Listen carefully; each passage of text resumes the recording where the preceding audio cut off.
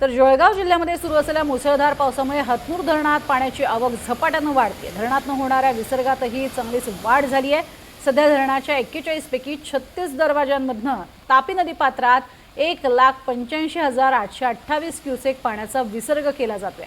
पाण्याची आवक अशीच कायम राहिली तर धरणातनं 3,50,000 ते 3,75,000 क्युसेक पर्यंत पाण्याचा विसर्ग वाढवला जाण्याची शक्यता आहे। पाटबंधारे विभागाने ही माहिती दिली आहे। या पार्श्वभूमीवर तापी नदीकाठच्या गावांनाही सतर्कतेचा इशारा दिलाय। जळगावमधल्या हतनूर धरणाचे आपण बघतोय जोरदार पाऊस झालेला आहे आणि हे दरवाजे उघडण्यात आलेत। याचा आढावा घेतला आमचे प्रतिनिधी मंगेश जोशी यांनी। जळगाव जिल्ह्यासह विदर्भात गेल्या 2 दिवसापासून मुसळधार पाऊस सुरू असून जळगाव जिल्ह्यातील सर्वात मोठं पाणलोट क्षेत्र असलेल्या हतनूर धरणात मुसळधार पावसामुळे मोठ्या प्रमाणात पाण्याची आवक वाढली आहे। आपण आहोत हतनूर धरणावरती।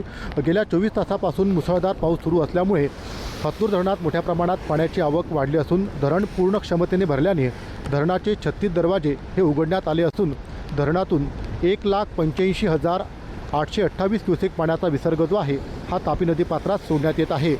दरम्यान पुढील 24 तासात अजूनही जिल्ह्यासह हतनूर धरणाच्या पाणलोट क्षेत्रात मुसळधार पावसाचा अंदाज हा प्रशासनाच्या वतीने वर्तवण्यात आलेला आहे। त्यामुळे हतनूर धरणात अजूनही पाण्याची आवक वाढल्यास हतनूर धरणाचे अजूनही दरवाजे उघडून हतनूर धरणामधून सुमारे 3.5 लाख ते 4.25 लाख या प्रचंड क्युसेक पाण्याचा विसर्ग जो आहे हा तापी नदी पात्रात सोडण्यात येत आहे। त्यामुळे तापी नदी काठच्या गावांना प्रशासनाच्या वतीने सतर्कतेचा इशारा हा दिला आहे। दरम्यान मोठ्या प्रमाणात पाण्याचा विसर्ग हा तापी नदी पात्रात सोडण्याची शक्यता असल्याने पुढील काळासाठी जे आहे आपत्ती व्यवस्थापन असेल, स्थानिक प्रशासन असेल यांना देखील अलर्ट राहण्याच्या सूचना ज्या आहेत त्या देण्यात आल्या आहेत। तसेच नदीकाठी शेतकरी असतील, ग्रामस्थ असतील यांनी आपली गुरंढोरं नेऊ नये, नागरिकांनी नदीकाठी जाऊ नये असं देखील आवाहन जे आहे ते जिल्हा प्रशासनाच्या वतीने करण्यात आलेलं आहे। एकंदरीतच पुढील 24 तासात मुसळधार पावसाचा अंदाज हा व्यक्त केला जात असून मध्य प्रदेश व विदर्भातही मोठ्या प्रमाणात पाऊस झाल्यास पुन्हा एकदा धरणात मोठ्या प्रमाणात पाण्याची आवक झाल्यास धरणातून मोठा विसर्ग जो आहे हा तापी नदी पात्रात सोडण्यात येत आहे।